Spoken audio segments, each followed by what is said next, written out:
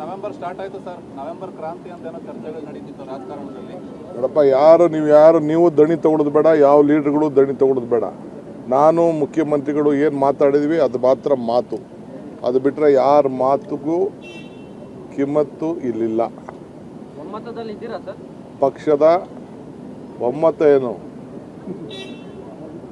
ಒಮ್ಮತದಲ್ಲಿರೋದಕ್ಕೆ ಈ ರಾಜ್ಯದಲ್ಲಿ 135 ಬಂದು 36 ಆಗಿ 139 ಆಗಿ 141ವರೆಗೂ ತಲುಪಿದ್ದೀವಿ. ನೋಡಪ್ಪ, ಮನೆ ಮುಂದೆ ಕಸ ಯಾಕೆ ಹಾಕ್ತಾ ಇದೀವಿ, ಅವ್ರನ್ನೆಲ್ಲ ವಾಶ್ ಮಾಡ್ತಾ ಇದ್ದೀವಿ. ನಿನ್ನೂ ವಾಶ್ ಮಾಡ್ತಾ ಇದ್ದೀವಿ.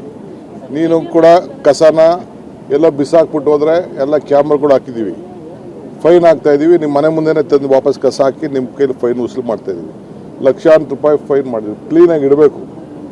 ಸೊ ಎಲ್ಲರೂ ಕೂಡ ಅದಕ್ಕೆ ನಾವು ನಿಮ್ಮೆಲ್ಲರೂ ಕೂಡ ಸಾರ್ವಜನಿಕರಿಗೆ ವಿಡಿಯೋ ಹಾಕಿ ಫೋಟೋ ಹಾಕ್ಬಿಟ್ಟು ಮಾಡಿ ಬಂದು ಕ್ಲೀನ್ ಮಾಡ್ತೀವಿ ಅಂತ ಹೇಳಿದ್ದೇವೆ. ಯಾರು ಹೇಳಿದ್ರು ಎಲ್ಲ ಬರ್ತದೆ, ಇಟ್ಕೊಂಡಿರಿ, ಫೋನ್ ಮಾಡಿ, ನಂಬರ್ ಕೊಡ್ತೀವಿ. ಸ್ವಲ್ಪ ಆದಷ್ಟು ಜನರು ಸಹಕಾರ ಕೊಡಬೇಕು. ಕೊಟ್ಟಾಗ ಮಾತ್ರ ಸಾಧ್ಯ. ಆಮೇಲೆ ಅಶೋಕ್ ಏನೋ ಧರಣಿ ಮಾಡ್ತೀನಿ ಅಂತ ಹೇಳಿದಾರೆ ಲಾಲ್ಬಾಗ್. ನಾನು ಹೇಳ್ತಾ ಇದ್ದೀನಿ, ಅಶೋಕ್ ಏನು ಧರಣಿ ಅವಶ್ಯಕತೆ ಇಲ್ಲ. ನಿಮ್ಮ ನೇತೃತ್ವದಲ್ಲೇ ಒಂದು ಸಮಿತಿ ಮಾಡಿಬಿಡ್ತೀನಿ. ನೀವು ಅಶೋಕ್ ತಾರಣೋ ಬೇರೆ ಯಾರ್ಯಾರು ಮೆಂಬರ್ಗಳು ಹೇಳಿ, ನೀವು ಹೇಳಿದವ್ರನ್ನೇ ಬೇಕಾದ್ರೆ ಒಂದು ಸಮಿತಿ ಮಾಡ್ತೀನಿ.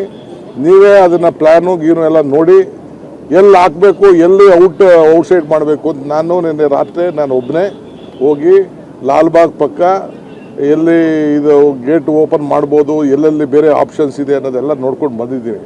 ಏನು ಆತಂಕ ಏನು ಪಡಬೇಕಾದಿಲ್ಲ. ಅಶೋಕ್ ನೇತೃತ್ವದಲ್ಲೇ ಬೇಕಾದ್ರೆ ಸರ್ಕಾರದ ಒಂದು ಕಮಿಟಿನ ರಚನೆ ಮಾಡೋಕ್ಕೆ ನಾನು ತಯಾರಿದ್ದೀನಿ. ಅವರೇ ಸರ್ಕಾರಕ್ಕೆ ಗೈಡ್ ಮಾಡಿ. ಅವರು ಬೆಂಗಳೂರಿನವರು, ಅವರು 8 ಸತಿ 7 ಸತಿ ಬೆಂಗಳೂರಲ್ಲಿ ಗೆದ್ದಿದ್ದಾರೆ. ಅವ್ರಿಗೂ ಜವಾಬ್ದಾರಿ ಇದೆ. ವಿರೋಧ ಪಕ್ಷದ ನಾಯಕರಿದ್ದಾರೆ. ನಮಗೇನಿಲ್ಲ, ನಾವೆಲ್ಲ ಒಟ್ಟಿಗೆ ಸೇರಿ ಕೆಲಸ ಮಾಡಬೇಕು, ಮಾಡೋಣ. ಕನ್ನಡ ರಾಜ್ಯೋತ್ಸವದಲ್ಲಿ ನೀವು ಧ್ವಜಾರೋಹಣ ಮಾಡೋ ಸನ್ನಿವೇಶ ಬರುತ್ತದೆ.